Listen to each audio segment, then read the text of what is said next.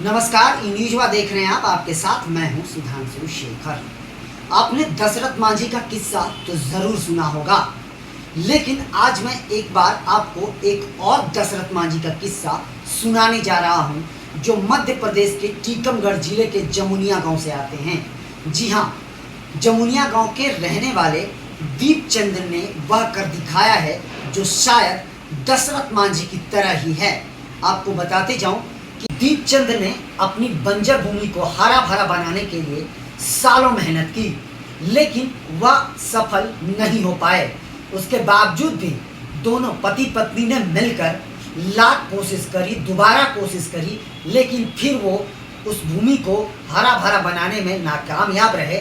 लेकिन दोनों के मन में यह जिद थी कि हमें इस बंजर भूमि को कामयाब बनाना है, एक उस भूमि के लिए तैयार करना है जो भूमि भविष्य में हम लोगों के लिए काम आ सके। और दोनों ने मिलकर उस बंजर भूमि में एक कुआं खोदने का फैसला किया। उसके बाद दोनों लगातार कुआं खोदने में जुट गए और सालों तक खोदते ही रह गए। इस दौरान गांव समाज के लोग लगातार उनकी आलोचना भी करते थे। कोई पागल, तो कोई कुछ अलग अलग तरीके की बातें पति पत्नी के बारे में गांव समाज में हुआ करता था, लेकिन उसका दीपचंद पर कोई फर्क नहीं पड़ रहा था। दीपचंद लगातार अपने मिशन को लेकर आगे बढ़ रहे थे। वह दिन रात कुआं खोदने में जुटे हुए थे। यह बेहद कह सकते हैं एक कठिन काम था, लेकिन दीपचंद ने अपनी पत्नी के साथ मिलकर वह कर दिखाया। जो उनमें जुनून था, उस जुनून का परिणाम आज देखने को मिल रहा है। मैं आपको बताऊं कि दीपचंद और उसकी पत्नी ने लगातार 5 साल तक मेहनत करी, जिसके बाद उस बंजर भूमि में एक 15 फीट गहरा कुआं खोद दिया गया और उस कुएं में आज पानी भी है। पानी देखते ही गांव वाले बेहद खुश हो गए और आप समझ सकते हैं कि दीपचंद और उसकी पत्नी को कितनी खुशी होगी यह देख के। 5 साल कड़ी मेहनत इंतज़ार के बाद यह पानी उन्हें देखने को मिला था। जो सपना उन्होंने देखा था, वो सपना आज उनका साकार होने जा रहा था। जो लगातार आलोचनाओं से घिर गए थे, उनके बारे में लोग क्या क्या किस्से बनाकर गांव और समाज में सुना रहे थे, आज वही लोग दीपचंद की लगातार तारीफ कर रहे थे। दीपचंद आदिवासी समाज से आते हैं और उनका यह मानना है, उन्होंने कहा कि हमें आज तक सरकारी योजना का कोई भी लाभ नहीं मिला। हमने सरकारी योजनाओं के लाभ लेने के लिए बहुत चप्पल घिसे, बहुत सरकारी बाबू के यहाँ जाकर चप्पल घिसे, उनके कार्यालय के चक्कर काटे, लेकिन आज तक मुझे किसी भी सरकारी योजनाओं का लाभ नहीं मिल पाया। उन्होंने कहा कि मध्य प्रदेश सरकार 45 योजनाएं चलाती हैं आदिवासी समाज के लिए, लेकिन उन 45 योजनाओं में से हमें एक भी योजनाओं का लाभ नहीं मिल पाया। ना पीएम आवास योजना का, ना आयुष्मान भारत योजना का, ना ही किसी और योजना का। यह एक बेहद निंदनीय बात है और बेहद सोचने वाली बात है जो उन्होंने कहा है। उन्होंने जब मेहनत वो कर रहे थे लगातार कुआं खोदने में, तो वो सरकारी बाबुओं के कार्यालय के चक्कर भी काटते थे, लेकिन सरकारी बाबू कन्नी काट कर जो है वह दरकिनार कर देते थे और उसके बाद उन्हें सिर्फ मिला तो आश्वासन। और उस आश्वासन लेते लेते दीपचंद जो है थक गए। उसके बाद उन्होंने खुद पति पत्नी मिलकर दोनों ने यह जिद रखा कि हमें इस बंजर भूमि को हरा भरा बनाना है, और आज उस बंजर भूमि पर उन्होंने एक कुआं खोदकर दिखा दिया। सरकारी बाबुओं पर और सरकार के अधिकारियों पर, साथ साथ सरकार की योजनाओं पर भी कह सकते हैं कि दीपचंद ने एक तमाचा मारा है कि उन्हें सरकारी योजनाओं का लाभ ना मिलने के बावजूद भी उन्होंने अपने जुनून से वो कर दिखाया है जो सपना उन्होंने देखा था, जिसके लिए वो सरकारी बाबुओं के कार्यालय के लगातार चक्कर काट रहे थे। तो जिस तरीके की बात दीपचंद ने बताई, इससे मध्य प्रदेश सरकार की योजनाओं का एक कह सकते हैं भंडा फोड़ हो गया है। मध्य प्रदेश सरकार जो लगातार दावे करते आ रही है कि हम जनता को हर योजनाओं का लाभ देते हैं, लगातार विकास कर रहे हैं, तो जिस तरीके की बात दीपचंद ने बताई यह बेहद सरकार के लिए शर्मसार कर देने वाली बात है। सरकार को इस पर मंथन करने की ज़रूरत है। ऐसी योजनाओं को चलाने से भी क्या फ़ायदा जिसका लाभ दीपचंद जैसे लोगों को नहीं मिल पा रहा हो। जबकि सरकार यह दावे करती है कि मध्य प्रदेश में जो है आदिवासी समाज के लिए 45 योजनाएं चलाई जाती है।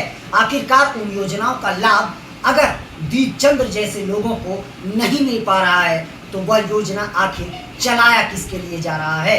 क्या वह सिर्फ रजिस्टर पर चलने वाली योजनाएं हैं या वह योजना कभी धरातल पर भी उतरेगी?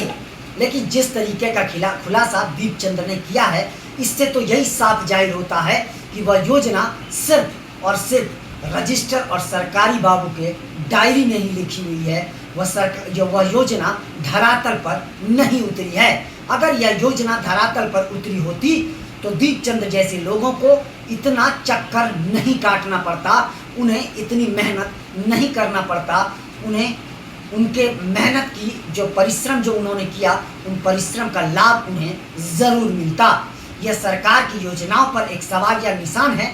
सरकार पर यह सवाल उठना बेहद लाजमी है। फिलहाल आपने वह कहानी तो ज़रूर सुना होगा दशरथ मांझी की, जिन्होंने अपनी पत्नी के जाने के बाद 25 फीट ऊंचे पहाड़ को काट कर सड़क बना दिया था। जी हाँ, 22 साल तक कड़ा मेहनत किया था, दिन रात मेहनत किया था। खैर, दशरथ मांझी के बारे में क्या ही कहना, वह तो देश के लिए एक आइकॉन है, मेहनती लोगों के लिए एक आइकॉन है।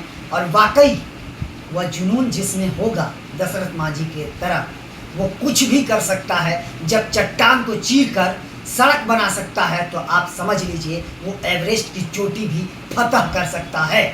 22 साल तक लगातार बारिश हो, आंधी हो, तूफान हो, ठंडी हो, गर्मी हो, हर मौसम में दशरथ मांझी ने सिर्फ और सिर्फ अपनी पत्नी की याद में पहाड़ों के पत्थर काटते चले गए। लोग उन्हें पागल, इसके अलावा क्या क्या कुछ ना कहा उन्हें, क्या कुछ चीज़ें उन्होंने नहीं झेला। उन्हें सरकारी बाबुओं का मजाक तक झेलना पड़ा, लेकिन उन्हें किसी योजनाओं का लाभ तब नहीं मिला था। लेकिन जब उनका जुनून सबके सामने आया और जुनून का रिजल्ट सबके सामने आया तो आज दुनिया उन्हें सलाम करती है। और वाकई उन्होंने सलाम करने लायक काम भी किया था। आप समझ लीजिए 22 साल के उम्र में लोग अपना करियर बनाना शुरू करते हैं और कितने लोगों का करियर 22 साल तक चलता भी नहीं है। लेकिन वो दशरथ मांझी जिन्होंने अपने करियर को कभी मुड़कर पीछे नहीं देखा, उनका करियर, उनका भविष्य उन्हें सिर्फ पहाड़ काटने में ही दिख रहा था और उन्होंने वो कर दिखाया जो वो चाहते थे। आज उस सड़क पर आप देखेंगे वही सरकारी बाबू जो उन्हें मदद करने से कतरा रहे थे, वही मंत्री विधायक जो उन्हें पागल समझते थे, वही लोग जो उन्हें क्या से क्या ना कहते थे, वही लोग आज उस सड़क का मज़ा ले रहे हैं। रफ्तार में गाड़ियां दौड़ाई जा रही है, बिना ब्रेक की गाड़ी आज उस रूट में दौड़ती है। जो गाड़ियां कभी लोगों को पकड़ने के लिए 12 से 15 किलोमीटर तक दूर जाना पड़ता था, वो गाड़ियां आज उस गांव तक पहुंचती है। तो आप समझ लीजिए कि दशरथ मांझी ने उस गांव के लिए क्या कुछ किया था। दशरथ मांझी उस गांव के लिए वाकई एक वरदान है। अब तो कह सकते हैं पूरे बिहार के लिए वह एक वरदान है। बिहार ही नहीं, देश के लिए वह सबसे बड़े आइकॉन हैं और सबसे बड़े हीरो के तरह वह उभर कर सामने आए हैं। वाकई आज अगर किसी जुनून के तौर पर अगर किसी की चर्चा होती है तो उनमें से पहला नाम दशरथ मांझी का ही आता है और उनके नाम पर तो फिल्म तक बन चुकी है। ज़रा आप समझ लीजिए इसी से कि दशरथ मांझी की पॉपुलैरिटी क्या रही होगी, उन्होंने क्या किया है, यह आप सबको भी पता होगा। हमारी ओर से भी दशरथ मांझी को सलाम है, बिहार की उस धरती को सलाम है जिस धरती ने उन्हें जन्म दिया था।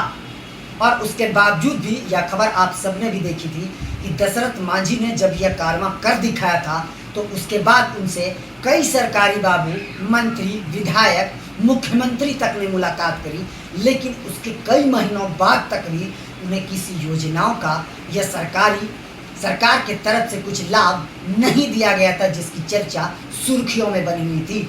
लेकिन जीतन राम मांझी ने जो कर दिखाया, जिस तरीके का उन्हें आइकॉन और हीरो बनाया ही नहीं गया, वह हीरो हैं, उन्हें उसका जो कहते हैं परिणाम, वो अब तक वो सम्मान उन्हें नहीं मिल पा रहा है। जी हाँ, फिलहाल हम चर्चा कर रहे थे दीपचंद का। दीपचंद ने भी वैसा ही कुछ कर दिखाया है जैसा दशरथ मांझी ने कुछ कर दिखाया था।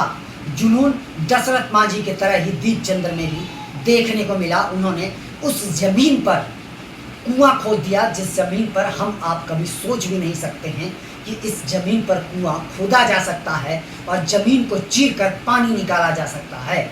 लेकिन दीपचंद कई बार असफल हुए, उसके बावजूद भी उन्होंने हार ना मानी और उन्होंने वो कर दिखाया जो वो चाहते थे। तो दीपचंद को भी हमारी तरफ से सलाम है। फिलहाल के लिए बस इतना ही। मुझे दीजिए इजाज़त। हम अन्य खबरों के साथ भी आपके साथ रूबरू होते रहेंगे और आप हमारे चैनल को लाइक शेयर सब्सक्राइब के साथ साथ कमेंट करना ना भूलें। आप लोग भी अपना बहुत ज़्यादा ख्याल रखें। तब तक के लिए मुझे दीजिए इजाज़त। आप सभी का तहे दिल से शुक्रिया।